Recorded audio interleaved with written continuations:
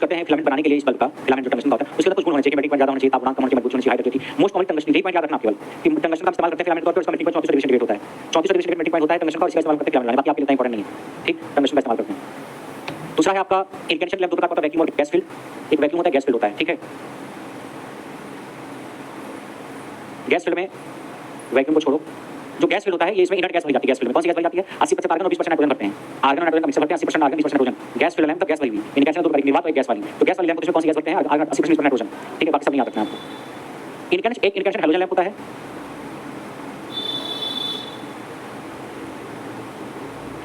एक होता है गैस डिस्चार्ज लैंप।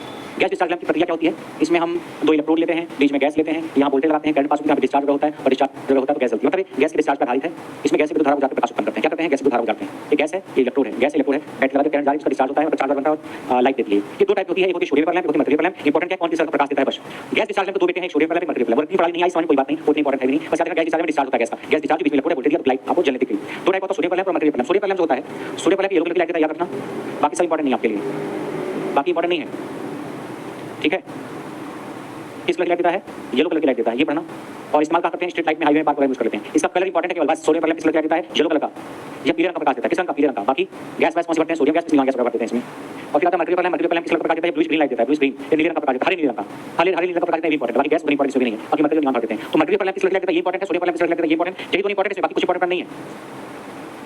अच्छा, जो सोडियम पेपर लैंप होता है लाइट येलो कलर की देता है, बट शुरुआत में जब जलता है उस वक्त रेड कलर की लाइट देता है। देखो सोडियम पेपर लैंप किस कलर की लाइट देता है? येलो कलर की। सोडियम हाफ लैंप देता तो येलो कलर की, पीले रंग का प्रकाश, लेकिन शुरू में जलना शुरू करता है उस वक्त रेड कलर का प्रकाश देता है। कैसा रेड कलर का प्रकाश जलना शुरू करता है तो। और ये होता है आर्क लैंप। आर्क लैंप में कुछ भी याद रखना है, इसमें दो इलेक्ट्रोड होते हैं, कैथोड और कैथोड, और बीच में कुछ होता है कहानी, राम कहानी होती है बस। सवाल है आर्क लैंप का इलेक्ट्रोड किसका बना होता है? ग्रेफाइट का बना होता है। आर्क लैंप इलेक्ट्रोड किसका बना होता है? सॉरी, ये बना होता है कार्बन का। ये इलेक्ट्रोड से कार्बन का बना होता है, इसमें इलेक्ट्रोड कार्बन का। सवाल आता है किसका? इलेक्ट्रोड, ये दो इलेक्ट्रोड होते हैं, राम कहानी में छोड़ दो इलेक्ट्रोड होते हैं, दोनों इलेक्ट्रोड किस में होते हैं? कार्बन के। पहला सवाल दूसरा इस्तेमाल करते हैं, इस्तेमाल सिनेमा प्रोजेक्टर में करते हैं। बार बार पूछा जाता है कि सिनेमा प्रोजेक्टर में कौन सा लैंप यूज करते हैं? सिनेमा प्रोजेक्टर में या मूवी थिएटर में? सिनेमा प्रोजेक्टर में कौन सा कलर, सिनेमा प्रोजेक्टर में कौन सा लैंप यूज करते हैं? फिल्म प्रोजेक्टर में। Very very very very important. तब बोलना arc lamp, carbon arc lamp इस्तेमाल करते हैं। Arc lamp, carbon arc lamp, इसमें दो इलेक्ट्रोड होते हैं और दो रॉड होती हैं, ये दोनों इलेक्ट्रिक कार्बन के carbon arc lamp. Arc lamp, carbon arc lamp इसलिए कहते हैं दोनों इलेक्ट्रोड कार्बन के बने होते हैं। बस काम कहानी बाकी जानने की जरूरत नहीं है। नियॉन ट्यूब, नियॉन साइन क्या होता है? ये सजावट, जैसे मैंने कहा राज इंडस्ट्री के लिखना है, मैंने पाइप लिया और जिस रूप में चाहो उस रूप में मोड़ दिया, आगे ऐसे मोड़ दिया, पाइप है, जिस रूप में चाहो जो अच्छा लिखना चाहो मोड़ सकते हो। तो रात में अंधेरे में कोई जाएगा कि अच्छा राज इंडस्ट्री लिखा है, चिंटू कंपनी लिखा हुआ है, ऐसे ही एक्सीएल लिखा हुआ है, तो लाल पीला नीला ऐसे अलग अलग की ट्यूब साइड होती है, जिस रूप में ये मोड़ दो वो अच्छा लिख जाएगा। तो नियॉन ट्यूब, नियॉन लाइट का इस्तेमाल करते हैं हम एडवर्टाइजिंग पर्पस के लिए। लोग जाएं तो देखें हमारी कंपनी को, हमारी इंस्टीट्यूशन को, इसका उपयोग विज्ञापन मार्केटिंग के लिए करते हैं। ठीक है, इसको हम जिस भी रूप में चाहे पेंट कर सकते हैं। ये लाइट उत्पन्न करने की इसका इस्तेमाल नहीं करते कि हमारे कमरे में अंधेरा में पढ़ना है तो हम ये नियॉन ट्यूब लाइट नहीं, इसलिए तो हम एलईडी बल्ब या फ्लोरेसेंट लैंप का इस्तेमाल करेंगे। ये करते हैं जब हम कहीं सजावट वगैरह करनी होती है, मतलब अपना नाम लिखना है, अपनी दुकान का नाम लिखना है, बिजनेस का नाम लिखना है, रात में लिखे तो। और लास्ट में आपका फ्लोरेसेंट लैंप, इसको बोलते हैं प्रदीप। फ्लोरेसेंट लैंप प्रदीप बत्ती या प्रतिदीप लैंप। पहला सवाल आता है एसी डीसी दोनों पे काम करता है। फ्लोरेसेंट लैंप आपको दिखाया ना, प्रतिदीप लैंप एसी डीसी दोनों पे काम करता है। संतोषजनक रूप से एसी पे काम करता है। संतोषजनक रूप से मतलब इसकी लाइफ अच्छी होती है, संतोषजनक रूप से ठीक ठाक एसी पे काम करता है। काम डीसी पे करेगा पर डीसी में उम्र कम हो जाएगी। डीसी पे चलाओगे इसको तो कम समय में खराब हो जाएगा, एसी में लंबे समय तक चलेगा। तो चल तो दोनों पे जाएगा एसी डीसी पे, मगर अच्छे से चलता है किसमें? एसी पे। इसमें कौन सी गैस करते हैं? आर्गन और मर्क्यूरी गैस करते हैं। ये व्हाइट कलर की लाइट देता है। ठीक, कौन सी गैस करते हैं? आर्गन प्लस मर्क्यूरी गैस, तो फिर उनका प्रकाश देता है। इसमें चोक यूज करते हैं, स्टार्टर यूज करते हैं। चोक और स्टार्टर यूज करते हैं। होता क्या इसमें दो इलेक्ट्रोड होते हैं, ये जब तक इन दोनों के बीच में बहुत हाई वोल्टेज पैदा नहीं होगा तब तक काम आगे बढ़ता ही नहीं है। इन दोनों इलेक्ट्रोड के बीच में जब तक हाई वोल्टेज पैदा नहीं होता तब तक काम आगे नहीं बढ़ता, इसमें बल्ब जलेगा ही नहीं। तो इन दोनों के बीच में हाई वोल्टेज पैदा करना जो काम होता है चोक का। चोक का काम क्या? हाई वोल्टेज पैदा करना, यही कह लो सर्ज वोल्टेज पैदा करना। शुरुआत में ज्यादा वोल्टेज चाहिए और ज्यादा वोल्टेज उत्पन्न करता है चोक, तो हाई वोल्टेज पैदा करता है चोक। तो मेन काम चोक का है हाई वोल्टेज पैदा करना दोनों इलेक्ट्रोड के बीच में। और दूसरा एक और काम है, लेकिन पहला ज्यादा इंपॉर्टेंट, दूसरा है सर्किट में करंट को कंट्रोल करना। दो काम है, एक दोनों इलेक्ट्रोड के बीच में हाई वोल्टेज पैदा करना, दूसरा सर्किट में करंट को कंट्रोल करना। दो है। चोक की प्रॉपर्टी कॉइल की याद रखना। और एक होता है दूसरा काम ये है, पहला काम ये था to produce high voltage between electrode, यानी शुरुआत में इलेक्ट्रोड को गर्म करना या उच्च वोल्टेज पैदा करना। दूसरा इसमें सर्किट धारा नियंत्रित करने के लिए उपयोग करते हैं, करंट कंट्रोल करने के लिए। अगर एक ही चुना हुआ तो अब यही चुनना। अगर दोनों देखा कि ये भी और वो भी कि मतलब हाई वोल्टेज पैदा करती है और करंट कंट्रोल करती है, एक ही ऑप्शन है, दोनों ऑप्शन चुन सकते हो, तब चुनाव एक ही चुना हुआ तो अब इसको चुनना हाई वोल्टेज वाले को। स्टार्टर का काम क्या होता है? स्टार्टर कुछ नहीं करता है, चोक की मदद करता है। जैसे शुरुआत में हाई वोल्टेज चाहिए, दोनों इलेक्ट्रोड के बीच में शुरुआत में हाई वोल्टेज चाहिए, वो हाई वोल्टेज चोक पैदा करता है। उस हाई वोल्टेज को पैदा करने में चोक की मदद करता है स्टार्टर। स्टार्टर क्या करता है? हाई वोल्टेज को पैदा करते हो आप इस चोक की मदद से, उस चोक की मदद करता है स्टार्टर हाई वोल्टेज पैदा करने में, कुछ नहीं।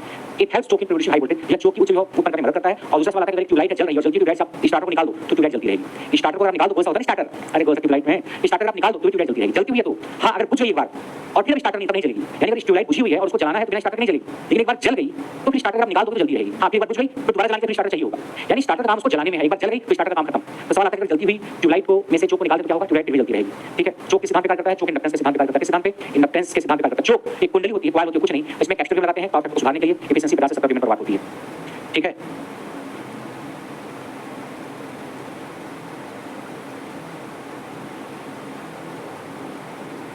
सवाल है कि इसमें से कौन सा लैंप है जो लो वाटेज से सारी पावर देता है? LED lamp, light emitting diode. कम वाट का ज्यादा प्रकाश एलईडी लैंप देता है।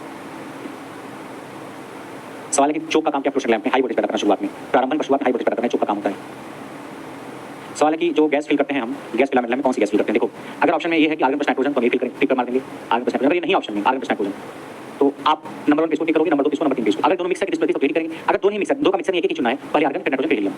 इसी सवाल है नाइट्रोजन, इसमें हीलियम आर्गन आर्गन ही नहीं है, नाइट्रोजन है, नाइट्रोजन टिक कर दिया। फिर सवाल वही ऑप्शन बदल गया, argon nitrogen, oxygen nitrogen, carbon dioxide का आर्गन नन। तो इसमें है आर्गन और नाइट्रोजन, तो आर्गन नाइट्रोजन टिक कर दिया, दोनों का मिक्सचर। तीसरा है ये, इसमें आर्गन है कहीं ऑप्शन में नहीं, नाइट्रोजन है, हीलियम है, हीलियम टिक कर देंगे। और ये ढूंढेंगे, ये नहीं इसको ढूंढेंगे, ये नहीं इसको ढूंढेंगे। अगर दोनों का मिक्सचर कहीं देगा तो बेस्ट है। ये जो इनकैंडेशन बल्ब होता है उसमें गैस फिल्ड टाइप होता है, उसमें कौन सी गैस भरते हैं। कार्बन आर्क लैंप का इस्तेमाल कहाँ करते हैं, शिमा प्रोजेक्टर में करते हैं। एलईडी लैंप जो होता है उसकी लाइफ एक्सपेक्टेंसी कितनी होती है, कितने घंटे तक चलती है, 50,000 घंटे तक चलती है। मर्करी वेपर लैंप जो होता है उसका प्रकाश देता है, ग्रीनिश ब्लू प्रकाश देता है, नीला हरा नीला प्रकाश देता है आपको। जो स्टार्टर यूज करते हैं फ्लोरेसेंट लैंप में किस टाइप का करते हैं, ब्लू टाइप का स्टार्टर यूज करते हैं। क्या काम है कैप्सूल का, जो हम फ्लोरेसेंट लैंप लगाते हैं, पावर फैक्टर को सुधारने का काम होता है कैप्सूल का। फ्लोरेसेंट लैंप का पावर फैक्टर कितना होता है, 0.5 लैंप होता है। फ्लोरेसेंट लैंप यानी प्रतिदीप लैंप का पावर फैक्टर जो होता है वो क्या होता है, 0.5 लैंप होता है। पावर फैक्टर हाईएस्ट इनके साथ हाईएस्ट होता है GLS lamp. GLS lamp sorry incandescent lamp को बोलते हैं। जीएलएस लैंप का पूरा नाम है general lighting service. General lighting service ये इनकैंडेशन लैंप को बोलते हैं। इनकैंडेशन लैंप का दूसरा नाम यही है, आप दीप लैंप का दूसरा नाम यही है। इसका पावर फैक्टर बहुत हाई होता है, लगभग 1 होता है। एफिशिएंसी बहुत खराब होती है, लाइफ भी काफी कम होती है, 30 लाइफ होती है, उम्र बहुत कम, दक्षता बहुत कम, पावर फैक्टर लेकिन के आसपास है। जीएलएस लैंप इनकैंडेशन लैंप को ही बोलते हैं, जो बल्ब 10 रुपए खरीदते पहले आजकल लोग बहुत कम यूज करते हैं घरों में।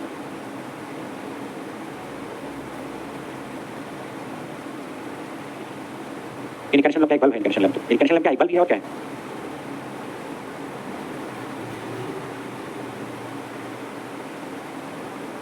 सवाल from time the wheels of rotating train must be under the control of mister series. इसको कहते हैं स्ट्रोबोस्कोपिक इफेक्ट या स्ट्रोबोस्कोपिक प्रभाव। कि कभी-कभी अगर आप फ्लोरेसेंट लैंप जलाओ और फ्लोरेसेंट लैंप या फ्लोरेसेंट ट्यूबलाइट उसके प्रकाश में आप किसी घूमती हुई वस्तु को देखो तो घूमती हुई वस्तु हो सकता है आपको धीरे-धीरे घूमती हुई नजर आए, या घूमती हुई वस्तु आपको उल्टी दिशा में घूमती हुई नजर आए, या घूमती हुई वस्तु आपको रुकी हुई नजर आए, इसको बोलते हैं स्ट्रोबोस्कोपिक इफेक्ट। ये कमी है फ्लोरेसेंट लैंप की। स्ट्रोबोस्कोपिक इफेक्ट क्या है, ये फ्लोरेसेंट लैंप की कमी है। क्या है ये, जब कभी फ्लोरेसेंट लैंप के प्रकाश में किसी घूमते हुए पंखा घूम रहा है कमरे में, उसको देखोगे तो सकता है आपको पंखा जिस गति से चल रहा है उससे धीरे-धीरे चलता हुआ नजर आए, या उल्टी दिशा में चलता हुआ नजर आए, रुका हुआ नजर आए, इसको बोलते हैं stroboscopic effect. This is drawback of fluorescent lamp. ये कमी है, ये खामी है किसकी, फ्लोरेसेंट लैंप की, फ्लोरेसेंट लैंप के प्रकाश की। वही सवाल 0 वाट का लैंप कितनी पावर खाता है, 0 वाट का लैंप ऐसा मत सोचना 0 वाट की पावर खाता है, काफी कम पावर खाता है, 5 से 7 वाट के आसपास, 5 से 7 वाट, 5 से 10 वाट इसके आसपास। 0 वाट का लैंप काफी कम पावर खाता है, 5 से 7 वाट, 5 से 10 वाट के आसपास। ठीक, 0 वाट का लैंप इतना भी कम नहीं कि सबसे जीरो खाएगा, 5 7 वाट खाता है। जो रात में अंधेरे में जलाते हो ना कि बाथरूम तो जाना है, उठना थोड़ा उजाला हो कमरे में। Illumination level in the house in the range of illumination of घर में कितना होता है, 100 से 140 तक। खत्म। ये सवाल है एलईडी बल्ब की लाइफ एक्सपेक्टेंसी कितनी होती है, 50,000 घंटे। एलईडी बल्ब कितने घंटे चलता है, 50,000 घंटे चलता है। इनकैंडेशन में कौन सी गैस भरते हैं, आर्गन गैस भर सकते हो, इनकैंडेशन में आर्गन गैस भर सकते हैं।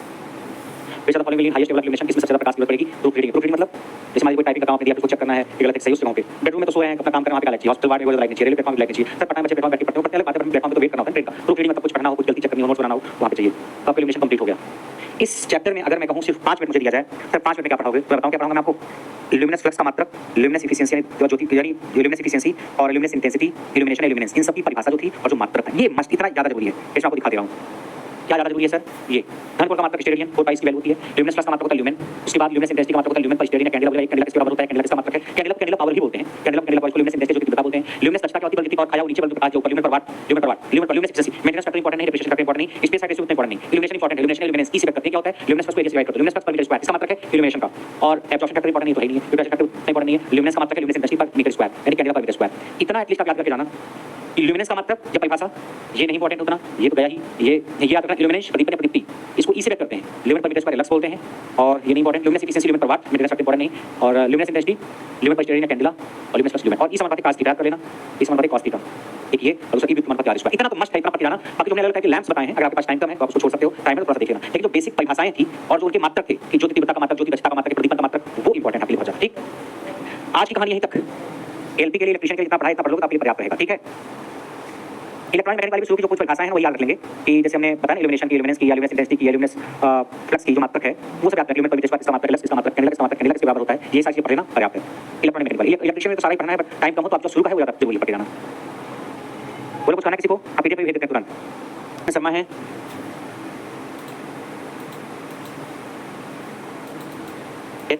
आपने कहीं डिटेल उसको पढ़ा ही होगा। ये देखो सुरक्षा चिन्ह ऑक्यूपेशनल सेफ्टी एंड हेल्थ में सबसे पहला इंफॉर्मेशन साइन किसी चीज की इंफॉर्मेशन देता है, मतलब जैसे कि पानी कहाँ मिलेगा, डॉक्टर कहाँ मिलेंगे, प्राथमिक चिकित्सा कहाँ मिलेगी, टेलीफोन की तरह सारी चीजें बताता है। ठीक है, ये इंफॉर्मेशन देता है। इसका शेप होता है वर्गाकार स्क्वायर, बैकग्राउंड होता है ग्रीन, सिंबल होता है white, white symbol on green background, हरी पृष्ठभूमि पर सफेद प्रतीक होता है। जैसे ये बैकग्राउंड क्या है, हरा, एग्जिट मतलब निकलना किधर से है, फर्स्ट एड स्टेशन मतलब प्राथमिक चिकित्सा का इंतजाम किधर किया गया है, तो बैकग्राउंड इसका ग्रीन होता है, सिंबल होता है व्हाइट, सफेद चिन्ह हरे बैकग्राउंड यही है। इसका शेप कैसा होता है, इसका शेप होता है आपका स्क्वायर के रूप में, स्क्वायर या रेक्टेंगल स्क्वायर के रूप में शेप होता है इसका। ठीक है, और बस यही है, याद रखना। पृष्ठभूमि कैसी होती है इसकी, हरी। इसमें सिंबल किस कलर का होता है, एग्जिट है तो सफेद रंग से, ये जैसे देख रहे हो आप, ये सब फोन की तरह स्क्वायर ग्रुप में है, ये स्क्वायर ग्रुप में, लेफ्ट की तरफ जाना, राइट की तरफ जाना, आग लगी, निकालना, इमरजेंसी, एग्जिट की तरह सारी चीजें हैं। दूसरा है वार्निंग साइन, ये आपको चेतावनी देता है, सजग करता है किसी खतरे से। जैसे इसका शेप होता है ट्रायंगुलर, चेतावनी वाला ये है। जैसे विस्फोट का खतरा कहीं पे है, रिस्क ऑफ एक्सप्लोजन, या कहीं पे हानिकारक विकिरण निकल रहे हैं उसका खतरा कहीं पे है, या लेजर बीम का खतरा कहीं पे है, तो वो सारी चीजें, कहीं पे हाई वोल्टेज का खतरा है, तो सारी चीजें हैं वो इसमें आती हैं। वार्निंग साइन में, ये चेतावनी देता है, सजग करता है। सेब इसका त्रिभुजाकार होता है, बैकग्राउंड इसका येलो होता है, सिंबल ब्लैक यानी काला सिंबल और पीले बैकग्राउंड बना होता है। ब्लैक सिंबल येलो बैकग्राउंड, पीली पृष्ठभूमि पर काला चिन्ह, ये चेतावनी देता है आपको। जैसे इस सतह आपकी गर्म है या हाई वोल्टेज है या विस्फोटक का खतरा है या आयनिक विकिरण का खतरा है या उच्च विभव से खतरा है, सारी चीजें आप देखो। विस्फोटक का खतरा कई बार सिंबल बना के पूछ लेता है किसका सिंबल है, इस सिंबल ही पूछा जाता है। रिस्क ऑफ एक्सप्लोजन, विस्फोट का खतरा, विस्फोट का खतरा है तो सावधानी से रहना, आग मत जलाएगा, सिगरेट मत पीना यहाँ पे। वार्निंग आयनाइजेशन रेडिएशन मतलब हानिकारक विकिरण यहाँ पे खतरा, उसका सिंबल है, बना कैसे पूछ लेगा। ठीक है, देख पा रहे हो बैकग्राउंड किस कलर का है, बैकग्राउंड पीला येलो, सिंबल किस कलर का बना है, ब्लैक कलर का। शेप कैसा है, त्रिभुजाकार ट्रायंगुलर।